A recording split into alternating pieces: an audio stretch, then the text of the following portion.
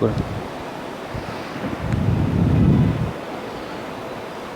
اللہ الرحمن الرحیم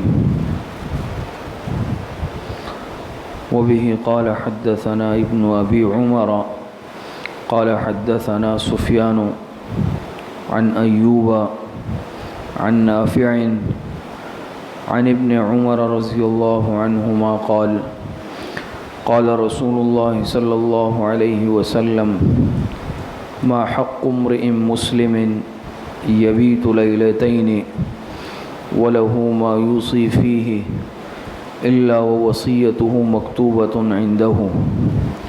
حضرت عبداللہ ابن عمر رضی اللہ تعالی عنہما سے مروی ہے، وہ روایت کرتے ہیں جناب رسول اللہ صلی اللہ علیہ وسلم سے کہ جناب رسول اللہ صلی اللہ علیہ وسلم نے ارشاد فرمایا ما حق امرئ مسلم یبیت لیلتین، کسی بھی ایسے شخص کے لیے کہ جس کے پاس کوئی قابل وصیت معاملہ ہو، یعنی جس کے ساتھ کوئی ایسا معاملہ متعلق ہو کہ جس میں وصیت کرنی چاہیے، تو ایسے شخص کے لیے 2 راتیں بھی اس طرح گزارنی مناسب نہیں ہے کہ وہ اس سے متعلق وصیت نہ کرے، بلکہ اس کی وصیت اس کے پاس لکھی ہوئی موجود ہونی چاہیے۔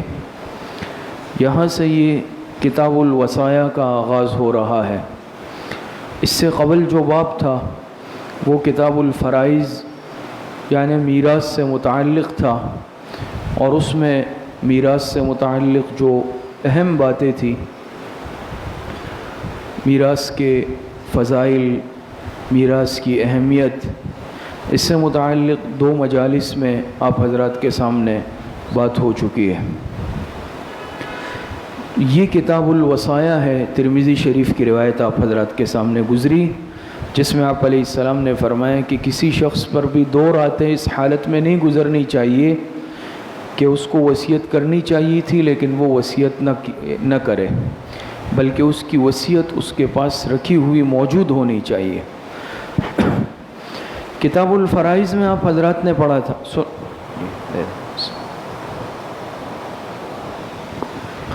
کتاب الفرائض میراث میں یہ بات آپ حضرات کے سامنے گزری، جب کسی شخص کا انتقال ہو جاتا ہے تو میت سے متعلق 4 حقوق ہوتے ہیں، 4 چیزیں ہوتی ہیں۔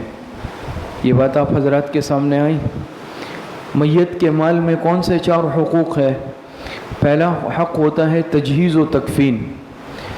چونکہ میت کے یا کسی شخص کے انتقال ہوتے ہی، آنکھیں بند ہوتے ہی، روح پرواز ہوتے ہی، اس کا جتنا مال جو کچھ ہوتا ہے وہ سب ترکہ بن جاتا ہے، وہ میراث بن جاتا ہے۔ اس میراث میں پھر 4 حقوق ہوتے ہیں، جس میں سب سے پہلا حق یہ بات ہو چکی ہے، وہ ہوتی ہے تجہیز و تکفین، کہ میت کے مال میں سے مناسب اعتدال کے ساتھ کیا کیا جائے، اس کی تجہیز و تکفین کا خرچہ کیا جائے۔ دوسرے نمبر پر آپ حضرات کے سامنے بات آئی، تجہیز و تکفین کے بعد ہے قرضوں کی ادائیگی۔ پھر اس کے بعد دیکھا جائے گا کہ میت نے کسی سے قرضہ لیا یا میت پر قرضے ہیں، وہ مقروض تھا، لوگوں کے معاملات تھے، اس کے ذمے لوگوں کے حقوق تھے، تو وہ سارا قرضوں کا حساب کیا جائے گا اور میت کے ترکے میں سے، مال میں سے اتنا حصہ الگ کر دیا جائے گا۔ تیسرے نمبر پر ہے وصیت، جس سے متعلق انشاءاللہ آج کے درس میں کچھ بات عرض کریں گے۔ پھر تیسرے نمبر پر دیکھا جائے گا کہ میت نے کوئی جائز وصیت کی تھی اپنی زندگی میں۔ اگر میت نے کوئی جائز وصیت کی تھی، جائز کا لفظ اس لیے عرض کر رہا ہوں کہ اگر کسی ناجائز کام کی وصیت تھی یا وہ کام بدعت تھا تو پھر اس وصیت کا نفاذ جائز نہیں ہے۔ تو جائز کام کی وصیت تھی تو 1/3 مال میں وصیت کا نفاذ ہو سکتا ہے، 1/3، اس سے زیادہ میں نہیں۔ چوتھے نمبر پر پھر اب جو مال بچا تجہیز تکفین کے بعد، قرضوں کے معاملات نپٹانے کے بعد، اس نے جو جائز وصیت کی تھی 1/3 میں، اس کے نفاذ کے بعد اب یہ مابقیہ جو ہے یہ میراث ہے۔ اس میں پھر ورثہ میں شرعی اعتبار سے جو ہے تقسیم کی جائے گی۔ تو باقی سے متعلق بات آپ حضرات کے سامنے ہو گئی تھی۔ تیسرے نمبر پر جو عرض کیا تھا وہ تھا وصیت. چونکہ یہ بہت اہم معاملہ ہے، حساس معاملہ ہے، اس لیے انشاءاللہ اس پر مستقل آج کی مجلس میں ہم بات عرض کریں گے. وصیت سے متعلق یہ بات سمجھ لیں کہ یہ ایک بہت اہم معاملہ ہے. جیسے میں نے عرض کیا کہ میراث کے معاملے میں آج عموماً ہمارے اندر کوتاہی اور کمزوریاں پائی جاتی ہے، تو یہی کمزوریاں اور کوتاہیاں آج وصیت کے متعلق بھی ہمارے اندر موجود ہیں. قرآن کریم میں اللہ پاک ارشاد فرماتے ہیں من بعد وصیۃ یوصی بہا او دین، اور اسی طرح مختلف روایتوں میں بھی وصیت سے متعلق آیا ہے. اور یہ روایت ایک آپ کے سامنے بھی آئی آج کے درس میں کہ آپ علیہ السلام نے فرمایا مناسب نہیں ہے کسی شخص کے لیے کہ قابل وصیت معاملہ اس کے ساتھ ہو اور وہ اس کے باوجود وصیت نہ کرے، اور 2 راتیں بھی اس حال میں گزار لیں کہ وصیت اس کے پاس لکھی ہوئی موجود نہ ہو. ایک بات تو یہ سمجھ لیں، 2 راتوں کی جو قید ہے، یہ قید بھی یعنی اس سے 2 راتیں ہی مراد نہیں ہے کہ 1 رات گزار سکتا ہے، بلکہ یہ اشارہ ہے سرعت کی طرف، تعجیل کی طرف. اس سے تعجیل کی طرف اشارہ ہے کہ یعنی بالکل ایسا وقت 1 لمحہ بھی نہ گزارے کہ وہ وصیت کے بغیر دنیا سے چلا جائے. تو وصیت یہ ایک شریعت کا حکم ہے اور بہت اہم معاملہ ہے. دوسری بات یہ سمجھ لیں کہ پھر وصیت کے مختلف درجات ہیں. بعض معاملات ایسے ہیں جس میں وصیت فرض ہوتی ہے، بعض معاملات ایسے ہیں جس سے متعلق وصیت واجب ہوتی ہے، بعض معاملات ایسے ہیں جس سے متعلق وصیت مستحب ہوتی ہے، اور بعض چیزیں ایسی ہیں جس کی وصیت حرام ناجائز ہوتی ہے. وصیت فرض کس معاملات میں ہے یہ بھی اچھی طرح سمجھ لیں. اب یہ دیکھیں موت تو ہر انسان پر آنی ہے نا، یہ کوئی نہیں کہہ سکتا میں ہمیشہ زندہ رہوں گا. دوسری بات یہ ہے کہ موت کا وقت بھی معلوم نہیں ہے، تو اس لیے یہ ہر مسلمان کا فرض ہے کہ وصیت ہر وقت اس کے پاس لکھی رہے. اب فرض کب ہے؟ مثال کے طور پر اب کوئی شخص ایسا ہے کہ اس کے ذمے قضا نمازیں ہیں. آپ کو معلوم ہے نا کہ قیامت کے دن سوال کس چیز کے بارے میں ہوگا؟ عبادات میں نمازوں سے متعلق ہوگا. روز محشر کا جا کے جاز بوت اول پرسش نماز بوت، سب سے پہلے نماز کا سوال ہوگا. اب اگر کسی پر غفلت کا دور گزرا ہے خدا نخواستہ جس میں اس نے نمازیں ضائع کی ہے، تو یہ بھی فرض ہے کہ وہ اپنے وصیت میں اول تو اپنی زندگی میں ادا کرنا شروع کر دے. لیکن زندگی کا کوئی بھروسہ نہیں ہے، کسی بھی وقت موت آ جائے تو وہ اپنے وصیت میں لکھ دے کہ اگر میری موت آ جائے تو اتنی نمازیں میرے ذمے قضا تھی، اس کا فدیہ دے دیا جائے. یا اگر انسان ایسا بیمار ہو گیا کہ قضا نمازیں اس کے ذمے ہے، یا اس بیماری میں اس سے نمازیں ضائع ہو گئی، تو اپنے وصیت میں نمازوں سے متعلق بھی وضاحت کر لے. یہ فرض ہے چونکہ نماز کا معاملہ ہے. اسی طرح اس کے ذمے روزے تھے، اس نے روزے ضائع کیے تھے، اب ٹھیک ہے تلافی کر رہا ہے، لیکن اگر اچانک موت آ جائے اور اس کے قضا روزے رہ جائے، اس حالت میں دنیا سے چلا جائے. زکوٰۃ تھی، یہ صاحب نصاب پہلے سے تھا، لیکن پہلے اس پر ایسا وقت گزرا غفلت کا کہ اس نے سابقہ کئی سالوں کی زکوٰتیں ادا ہی نہیں کی، 10 سال کی، 20 سال کی، یا جتنا بھی. بعد میں اللہ پاک نے ہدایت دے دی، اب تو اہتمام کر رہا ہے، لیکن پچھلی زکوٰتیں بھی ادا کرنی ہے، اس کی بھی وصیت میں وضاحت کر دے. اتنے سالوں کی زکوٰۃ ہے، وصیت لکھ دے کہ بھئی وہ ادا کر دی جائے. تو یہ دیکھیں ایسے معاملات ہیں جو فرض ہوتے ہیں. زکوٰۃ فرض ہوتی ہے نا صاحب نصاب پہ، روزہ بھی فرض ہوتا ہے، نماز بھی فرض ہوتی ہے، اس کی وصیت بھی فرض ہے. بات سمجھ میں آ رہی ہے؟ دوسرے نمبر پر بعض معاملات ایسے ہیں جو واجب کا درجہ رکھتے ہیں، اس کی وصیت لکھنا یا وصیت کرنا وہ بھی واجب ہوگی. مثال کے طور پہ کسی نے قربانی تھی اس پر، لیکن اس نے پچھلے سالوں میں قربانی نہیں کی، اس سے غفلت برتی، تو اب یہ بھی وصیت میں لکھ دے کہ بھئی میں پچھلے 6 سال 5 سال 3 سال تک میں نے قربانی کا عمل نہیں کیا، مجھ پہ واجب تھا، لہٰذا یہ عمل جو ہے میری طرف سے بعد میں کر دیا جائے. اسی طریقے سے بعض یہ کفارے وغیرہ ہوتے ہیں کسی نے قسم کھائی توڑ دی، اس پر کفارہ آ گیا، کسی نے فرض روزہ توڑ دیا تھا، اس کے کفارے ہیں۔ مختلف معاملات میں انسان پر کفارہ لازم ہو جاتا ہے جس کا ادا کرنا واجب ہوتا ہے، لیکن اس نے کسی بھی وجہ سے وہ کفارے ادا نہیں کیے تھے، چاہے وہ قسم کا کفارہ ہے، روزہ توڑنے کا کفارہ ہے، یا جو بھی معاملہ تھا، تو وہ بھی اس کے ذمہ لازم تھے، لہٰذا اس کی وصیت بھی واجب ہے۔ اسی طریقے سے اہم ترین معاملہ قرض ہے، اس کے ذمہ قرضے تھے تو قرض کی وصیت بھی واجب ہوگی، یا اس کے ذمہ لین دین کے معاملات تھے، اس کو کسی کی ادائیگی کرنی تھی، اس کے ادھار کے معاملات چل رہے تھے، بہت سارے کاروبار میں ہوتے ہیں، روزمرہ کے معاملات میں ہوتے ہیں، بھئی میں کاروبار کر رہا ہوں، فلاں پارٹی کو اتنے پیسے دینے تھے، مجھ پر لازم تھے، اب وہ لکھ دے کہ بھئی اتنے پیسے اس کے دینے ہیں۔ یا اگر روزمرہ یہ دودھ منگا رہا ہے، اس کا دودھ والے کے ساتھ مہینے کا حساب ہے، اس کا گوشت والے کے ساتھ مہینے کا حساب ہے، اس کا سبزی والے کے ساتھ مہینے کا یا ہفتے کا حساب ہے، اب وہ تو معاملات ہوتے ہیں، کسی وقت بھی موت آ سکتی ہے، وہ معاملات یہ بھی واجب ہے اس کی وصیت کہ بھئی یہ اس فلاں کی اتنی ادائیگی، فلاں کی اتنی، فلاں کی اتنی، فلاں کی اتنی۔ ان معاملات کو لکھنا، واضح کرنا، اس کی وصیت لکھنا، یہ بھی کیا ہے؟ واجب ہے۔ تیسری قسم ہوتی ہے مستحب۔ مستحب یہ استحباب کا درجہ رکھتا ہے، یہ فرض بھی نہیں ہے، واجب بھی نہیں ہے، البتہ بعض انسان چاہتا ہے کہ مرنے کے بعد بھی مجھے صدقہ جاریہ کی صورت میں ثواب ملتا رہے، تو ایسی وصیت بھی کی جا سکتی ہے کہ میرے مال میں سے، لیکن میں نے جیسے عرض کیا کہ 1/3 مال میں اس کا نفاذ ہوگا، اس سے زیادہ میں نہیں ہوگا۔ مرنے کے بعد میرے پیسوں میں سے اتنے پیسے مسجد کی تعمیر میں دے دیے جائے، فلاں مدرسے میں دے دیے جائے، فلاں یتیم خانے میں دے دیے جائے، فلاں غریب ہے اس کو دے دیا جائے، پانی کی مشین لگا دی جائے، پانی کی سبیل بنا دی جائے، یا کوئی بھی ایسے فلاحی کام ہے، نیک کام ہے، خیراتی کام ہے کہ جس کا ثواب اس کو قیامت تک ملتا رہے، تو بہت بہتر ہے کہ ایسی وصیت بھی کر جائے کہ قبر میں بھی اس کو اس کے ان اعمال کا، ان کاموں کا ثواب ملتا رہے، تو یہ وصیت یہ مستحب کہلاتی ہے۔ اور چوتھی قسم کی وصیت وہ ناجائز ہے۔ ناجائز سے مطلب ناجائز کام کی وصیت۔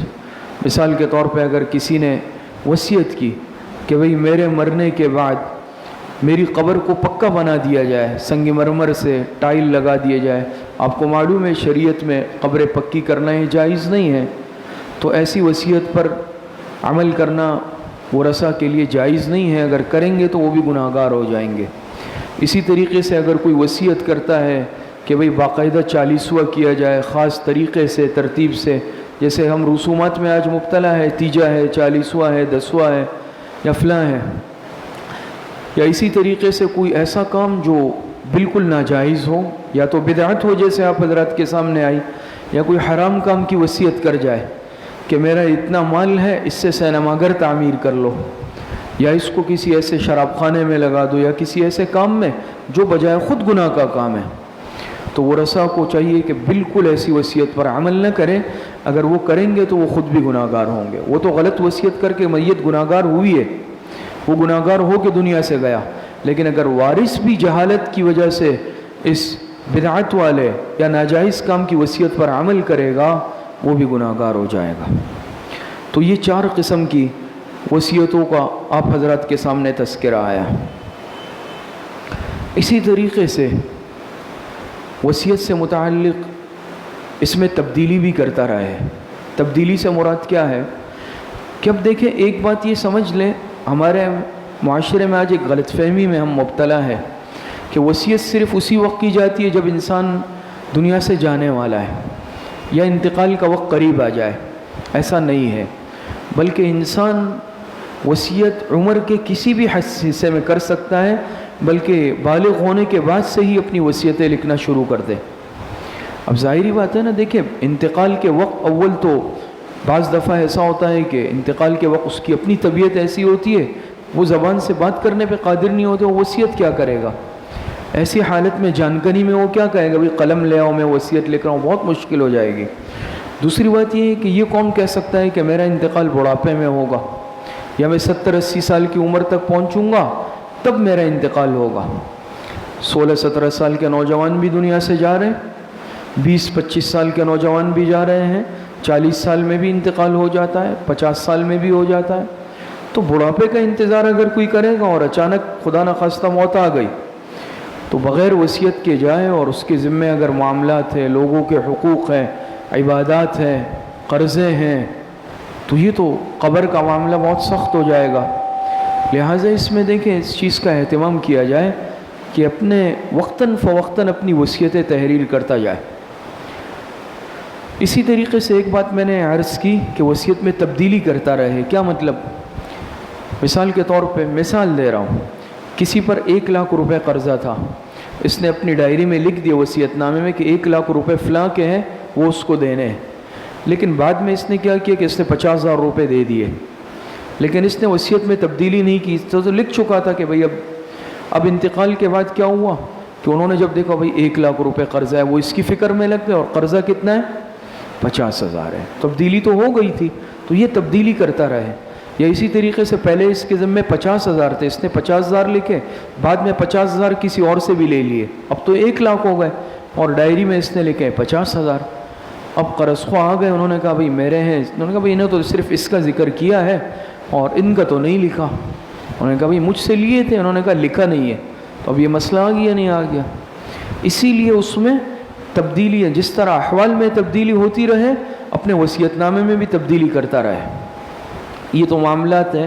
اسی طرح عبادات میں اس کے ذمے 2 سال کی نمازیں تھی، 2 سال کی زکوٰۃ یا روزے تھے، اس نے 1 سال کے ادا کر لیے، اب اس میں تبدیل کر کے بھئی 2 سال کی جگہ 1 سال لکھ دے۔ بات سمجھ میں آ رہی ہے؟ تو اپنے وصیت نامے میں وقتاً فوقتاً اس کو دیکھتا رہے، اس میں تبدیلی کرتا رہے۔ اور اسی طریقے سے ایک بات یہ بھی ہے اس میں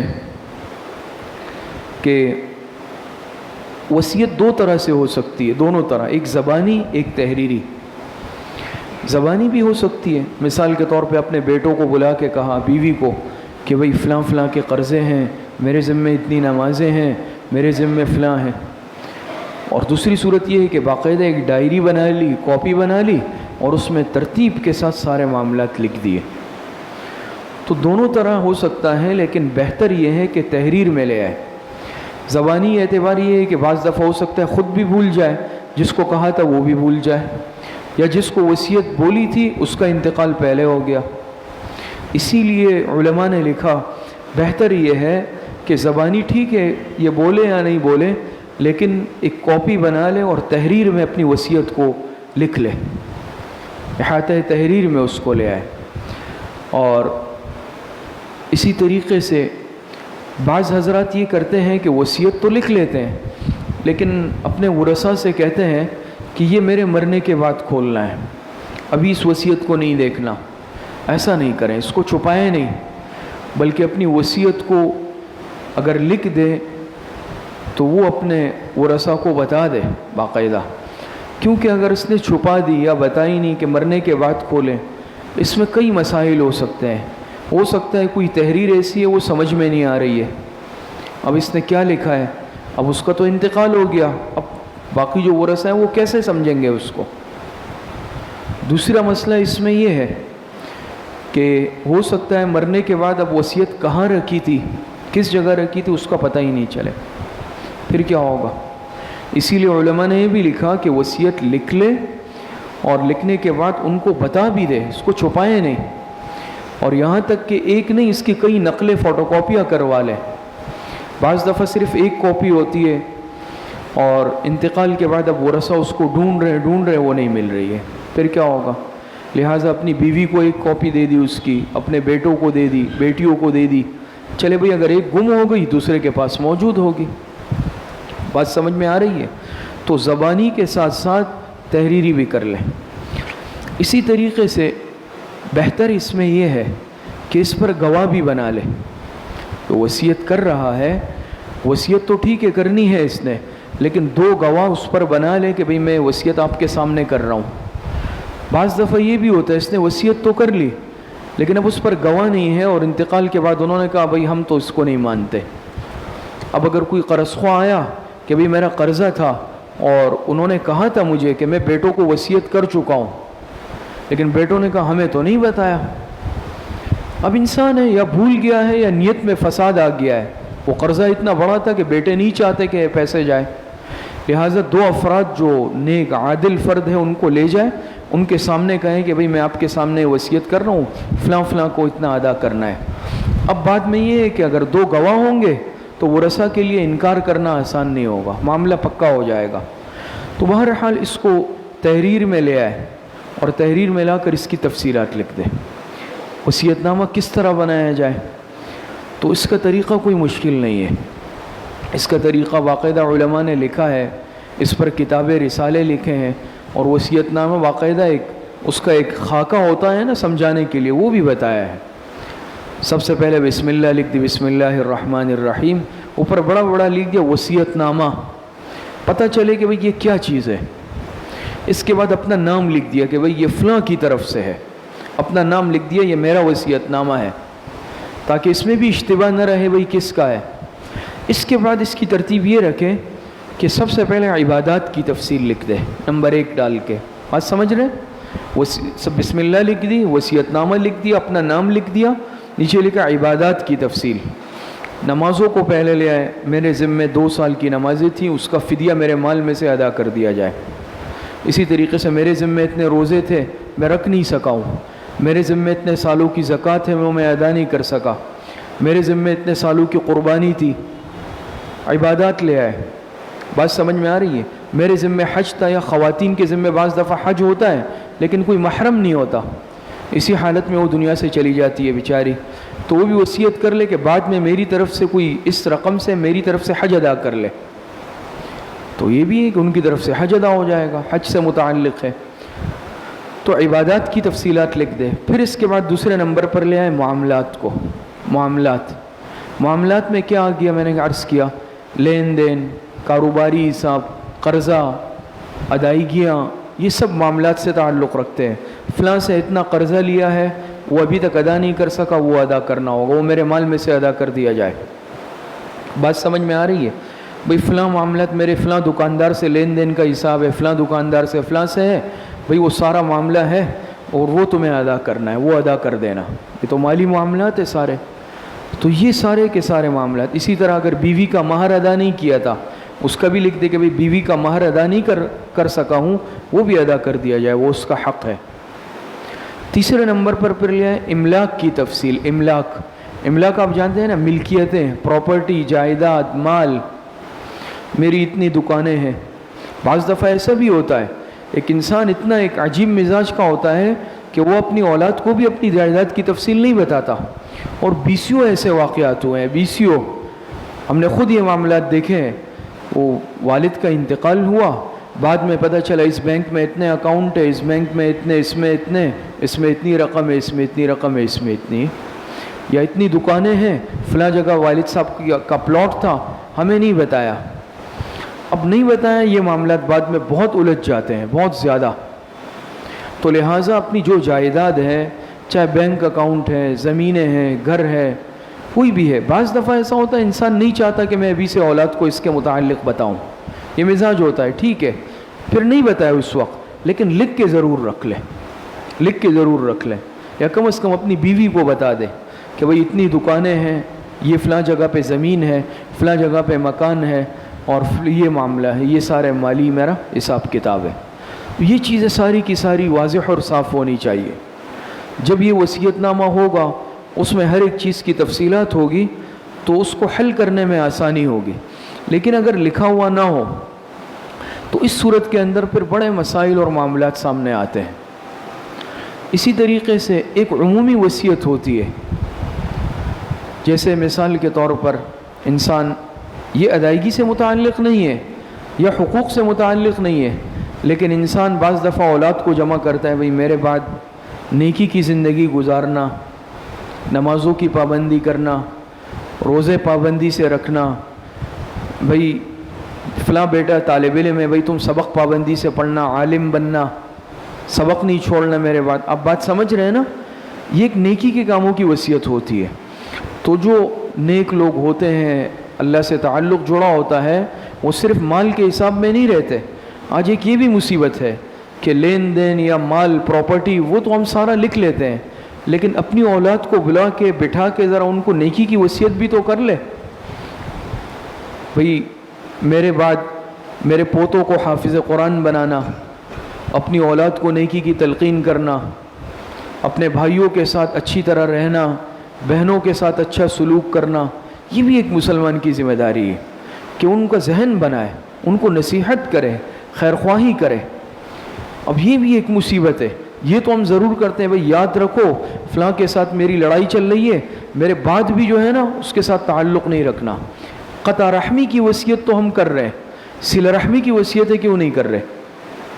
تو یاد رکھیں اپنی لڑائیوں کو، اپنے اختلافات کو اولاد تک منتقل نہیں کرے یا اس کی وصیت نہ کر کے جائے۔ یہ زمانے جاہلیت کے معاملات ہیں کہ اولاد کو وصیت کرتے تھے کہ اس لڑائی کو، اس اختلاف کو میرے بعد بھی جاری رکھنا، وہ اس پر فخر کرتے تھے، لیکن وہ جاہلیت کا معاملہ تھا۔ اور الحمدللہ ہم اور آپ، ہم سب کلمہ گو مسلمان ہیں۔ حضور علیہ السلام کا یہ حکم ہے ہمارے لیے کہ بھئی قطع رحمی کی نہیں، صلہ رحمی کی وصیت کرے۔ یہ نہیں کہ بھئی اپنے چچا سے بھی تم بات چیت نہیں کرنا آئندہ، بلکہ ٹھیک ہے اگر میرے بھائی سے اختلاف ہے تو وہ تو بڑوں کا اختلاف ہے، میں بچوں میں کیوں منتقل کروں؟ اس کے بھئی اپنے چچا کا احترام کرنا، ٹھیک ہے میرا ان سے اختلاف تھا لیکن آپ چھوٹے ہیں، وہ آپ سے بڑے ہیں، ان کو اپنے والد کی حیثیت دینا، اپنے بڑے بھائی کو اپنے والد کی طرح سمجھنا، اپنی بہنوں کی عزت اور احترام کرنا، والدہ کا خیال رکھنا۔ اور ہمارے جو اکابرین بزرگ بڑے گزرے ہیں ان کی وصیتیں باقاعدہ چھپی بھی موجود ہیں، اس کا مطالعہ کیا جائے۔ وصایا امام اعظم امام ابو حنیفہ رحمۃ اللہ علیہ نے اپنے بیٹے کو وصیتیں کی، وہ وصایا امام اعظم کے نام سے چھپی ہے، ہر شخص اس کا مطالعہ کرے، انتہائی قیمتی۔ اسی طرح حضرت لقمان، حکیم لقمان، ان کی بھی وصیتیں موجود ہے، قرآن کریم میں بھی موجود ہے، وہ باقاعدہ چھپی ہوئی ہے، اس کا مطالعہ کریں۔ ہمارے اکابرین میں، بزرگوں میں حضرت حاجی امداد اللہ مہاجر مکی رحمۃ اللہ علیہ، حکیم الامت حضرت مولانا اشرف علی تھانوی رحمۃ اللہ علیہ، حضرت مفتی محمد شفیع صاحب رحمۃ اللہ علیہ نے حضرات نے اپنی وصیتیں باقاعدہ تحریر کی تھی اور وہ چھپی ہوئی موجود ہے وصیت نامے، کہ وصیت میں کیا کیا انسان لکھے۔ تو صرف یہ نہیں ہے کہ مجھے اپنے جائیداد اور مال کی فکر ہے بس وہ محفوظ ہو جائے، بلکہ اس کے ساتھ ساتھ اپنی اولاد کے ساتھ خیر خواہی ہو، ان کو نیکی کا راستہ بتائے، ان کو تلقین کرے کہ بھئی خاندان کے ساتھ جڑ کر رہنا ہے، اپنے معاملات اچھے رکھنے ہیں، ہر ایک کے دکھ درد میں شرکت کرنی ہے۔ تو یہ ایک مسلمان کا فریضہ ہے۔ اور اسی طرح ہمارے اکابرین بزرگوں میں ہمارے جو حضرت مفتی محمد حنیف صاحب بیت العلم والے، آپ حضرات جانتے ہیں، انہوں نے باقاعدہ ان تمام رسالوں کو جمع کیا ہے اور وصیت سے متعلق ایک تفصیلی کتاب چھاپی ہے۔ میں خصوصی درخواست کروں گا ہر ساتھی سے کہ اس کتاب کو خرید لیں، اس کو اپنے گھر میں رکھیں۔ اس کا نام ہے غالباً وصیت کیجئے یا وصیت لکھیے، اور اس کو دیکھ لیں، اس کا مطالعہ کریں۔ آخر میں اس میں طریقہ بھی لکھا ہوا ہے کہ وصیت نامہ لکھا کس طرح جاتا ہے۔ آج ہمارے ذہن میں اول تو اس کی طرف توجہ نہیں جاتی، بس اس طرح غفلت والی زندگی گزار رہے ہیں، نہ کچھ لکھا ہے نہ کچھ وصیت کی ہے، اسی طرح دنیا سے چلے گئے، بعد میں اب اولاد مال پر لڑ رہی ہے۔ بلکہ ہر چیز کی وصیت کریں، کون سی وصیت فرض ہے، کس چیز کی وصیت واجب ہے، کون سی وصیتیں مستحب ہے، اولاد کو کیا وصیتیں اور نصیحتیں کرنی ہے، یہ ساری تفصیلات پڑھیں اور ہر انسان اس پر عمل کریں۔ اللہ پاک صحیح عمل کی توفیق عطا فرمائیں۔ الحمدللہ رب العالمین والعاقبۃ للمتقین۔